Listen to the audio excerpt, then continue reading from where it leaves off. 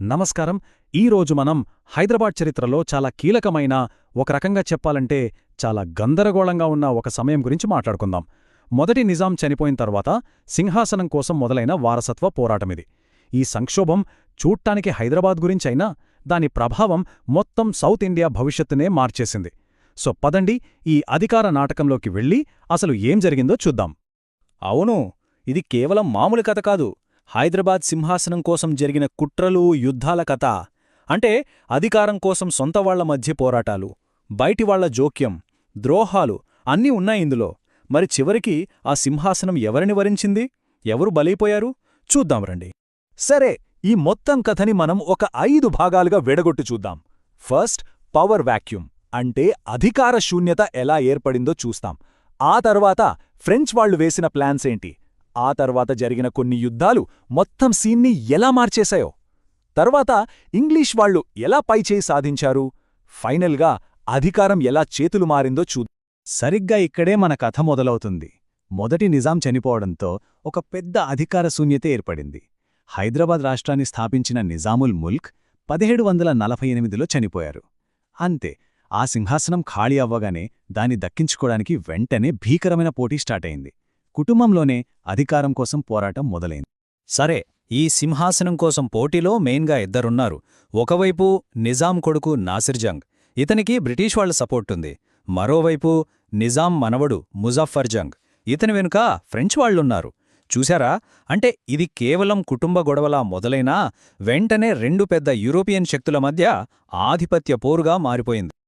ఈ పోటీ ఏమీ మాటలతోనో చర్చలతోనో ఆగలేదు. 1749లో జరిగిన అంబూరు యుద్ధంతో ఈ వారసత్వ పోరాటం కాస్త నిజమైన యుద్ధంగా మారింది. ఇది కేవలం పొలిటికల్ గొడవ కాదని, ఎవరి దగ్గర ఎక్కువ సైనిక బలముందో తేల్చుకునే సమయమని అందరికీ అర్థమైపోయింది. అయితే ఈ మొత్తం గొడవలో ఫ్రెంచ్ వాళ్లు ఊరికే చూస్తూ కూర్చోలేదు. వాళ్లు తెర వెనక నుంచి అసలు కథ నడిపించడం స్టార్ట్ చేశారు. వాళ్ల ప్లాన్స్, వాళ్ల ఎత్తుగడలు ఈ మొత్తం ఆటని ఎలా మార్చేశాయో ఇప్పుడు చూద్దాం. ఇక్కడే కథలో ఒక పెద్ద ట్విస్ట్ వచ్చింది. ఫ్రెంచ్ గవర్నర్ డూప్లే ఒక మాస్టర్ ప్లాన్ వేశాడు. అతను ముజఫర్ జంగ్తో చేతులు కలిపి వాళ్లకడ్డుగా ఉన్న నాసిర్ జంగ్ని కర్నూలు నవాబుతో హత్య చేయించాడు. ఇది 1750లో జరిగింది. ఈ ఒక్క సంఘటన ఈ మొత్తం వారసత్వ యుద్ధంలో మొదటి అతి పెద్ద టర్నింగ్ పాయింట్. నాసిర్ జంగ్ అడ్డు తొలగిపోవడంతో ముజఫర్ జంగ్ సింహాసనాన్ని దక్కించుకున్నాడు. కాని ఈ గెలుపు ఊరికే రాలేదు. దీనికి అతను చాలా పెద్ద మూల్యం చెల్లించుకున్నాడు. ఫ్రెంచ్ వాళ్లకి మచిలీపట్నం, యానం లాంటి కీలకమైన ప్రాంతాలను ఇచ్చేశాడు. అంతేకాదు, గవర్నర్ డూప్లేకి జాఫర్ జంగ్ అనే బిరుదు ఇవ్వడమే కాకుండా కృష్ణానదికి దక్షిణాన ఉన్న ప్రాంతాలకి అతన్నే గవర్నర్గా నియమించాడు. కాని కథ ఎక్కడితో అయిపోలేదు. ఆ సింహాసనం మీద రక్తం ఇంకా ఆరలేదో. ఒకసారి ఈ టైంలైన్ చూడండి, ఎంత అస్థిరంగా ఉందో పరిస్థితి. 1748లో మొదటి నిజాం చనిపోయారు. డిసెంబర్ 1750లో నాసిర్ జంగ్ని హత్యచేశారు. 2 నెలలు కూడా గడవలేదు. ఫిబ్రవరి 1751లో ఇప్పుడు ముజఫర్ జంగ్ని కూడా చంపేశారు. విచిత్రమేంటంటే అతనికి సాయం చేసిన నవాబులే అతన్ని చంపేశారు. చూశారా ఎంత వేగంగా హత్యలు, అధికార మార్పిడిలు జరిగాయో? ముజఫర్ జంగ్ చనిపోగానే ఫ్రెంచ్ వాళ్లు ఏమాత్రం వెనక్కి తగ్గలేదు. అయ్యో, మన మనిషి చనిపోయాడు అని వదిలేలేదు. తమ పట్టు నిలుపుకోవడానికి వాళ్ల అధికారి బుస్సీ వెంటనే రంగంలోకి దిగాడు. నిజాం యొక్క మరో కొడుకైన సలాబత్ జంగ్ను తీసుకొచ్చి సింహాసనం మీద కూర్చోబెట్టాడు. అంటే మళ్లీ అధికారం వాళ్ల చేతిలోనే ఉందన్నమాట. ఒక పాలకుడు పోతే ఇంకొకరు, అంతే. ఇక సలాబత్ జంగ్ పాలనలో అయితే ఫ్రెంచ్ వాళ్ల పవర్ పీక్స్కి చేరింది. వాళ్ళకి చాలా విలువైన ఉత్తర సర్కార్లు దక్కాయి. అంటే కొండపల్లి, ఏలూరు, రాజమండ్రి, శ్రీకాకుళం ఇలాంటివన్నీ. ఇవన్నీ చాలా ఆదాయాన్ని తెచ్చిపెట్టే ప్రాంతాలు. దీంతో ఫ్రెంచ్ వాళ్ళకి సౌత్ ఇండియాలో ఆర్థికంగా, సైనికంగా ఒక బలమైన స్థావరం ఏర్పడింది. ఫ్రెంచ్ వాళ్ల సపోర్టుతో సలాబత్ జంగ్ అయితే నిజాం అయ్యాడుగాని అతని పాలన ఏమీ సాఫీగా సాగలేదు. అతని కిరీటం నిజంగా ముళ్ల కిరీటమే. ఎందుకంటే బయట శత్రువులతో పాటు ఇప్పుడు సొంత కుటుంబం నుంచే అతనికి వ్యతిరేకత మొదలైంది.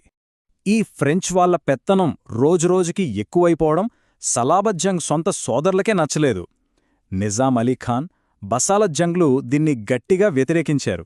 అంటే రాజ్యంలో ఫ్రెంచ్ వాళ్ల జోక్యం ఆసఫ్ జాహీ కుటుంబంలోనే చిచ్చుపెట్టిందన్నమాట. ఇక్కడ్నించి జరిగిన కొన్ని కీలకమైన యుద్ధాలు ఫ్రెంచ్ వాళ్ల కథను పూర్తిగా మార్చేశాయి. ఒకదాని తర్వాత ఒకటి అన్నీ వాళ్ల పతనానికి దారితీశాయి. 1757లో బొబ్బిలి యుద్ధం, ఆ తర్వాత 1758లో చందుర్తి యుద్ధం. ఇక్కడ బ్రిటిష్ వాళ్ళు గట్టి దెబ్బ కొట్టారు.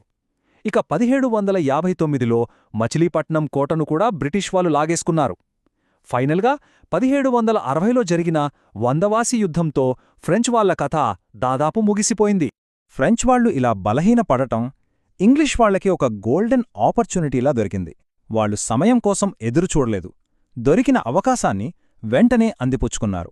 తమ ఆధిపత్యాన్ని నిలబెట్టుకోవడానికి చాలా తెలివిగా అడుగులు వేశారు.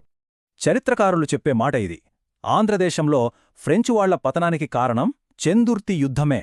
అంటే ఆలోచించండి, ఈ ఒక్క యుద్ధం ఎంత ముఖ్యమైనదో. ఈ ఒక్క ఓటమి ఫ్రెంచ్ వాళ్ల అధికారాన్ని ఎంతలా దెబ్బతీసిందో ఈ మాట మనకు స్పష్టంగా చెప్తోంది. ఇది కేవలం ఒక టర్నింగ్ పాయింట్ కాదు, ఇది వాళ్ల ముగింపుకు నాంది పలికింది. ఇప్పుడు గాలి ఎటువైపు వీస్తుందో సలాబత్ బాగా అర్థమైపోయింది. ఫ్రెంచ్ వాళ్ల పని అయిపోయిందని, ఇప్పుడు బ్రిటిష్ వాళ్లదే పైచేయి అని గ్రహించాడు. వెంటనే చాలా తెలివిగా 1759 మే 14న బ్రిటిష్ వాళ్లతో ఒక ఒప్పందం చేసుకున్నాడు. అదే మచిలీపట్నం సంధి. ఈ సంధి ప్రకారం ఇంతకాలం ఫ్రెంచ్ వాళ్ళు అనుభవించిన ఆ ఉత్తర సర్కార్లన్నింటినీ తీసుకెళ్లి బ్రిటిష్ వాళ్లకి అప్పడించేశాడు. ఇది హైదరాబాద్ చరిత్రలోనే బ్రిటిష్ వాళ్లతో జరిగిన మొదటి అధికారిక సంధి. సరే, ఇక మనం చివరి కట్టానికి వచ్చేశాం. దాదాపు 13 ఏళ్లు సాగిన ఈ పోరాటాల వల్ల చివరికి ఏం జరిగింది? అధికారం ఎలా మారింది? ఇది కేవలం ఒక రాజు మారింకో రాజు రావడం లాంటిది కాదు. మొత్తం పవర్ సెంటర్, అధికారం యొక్క కేంద్రమే మారిపోయింది.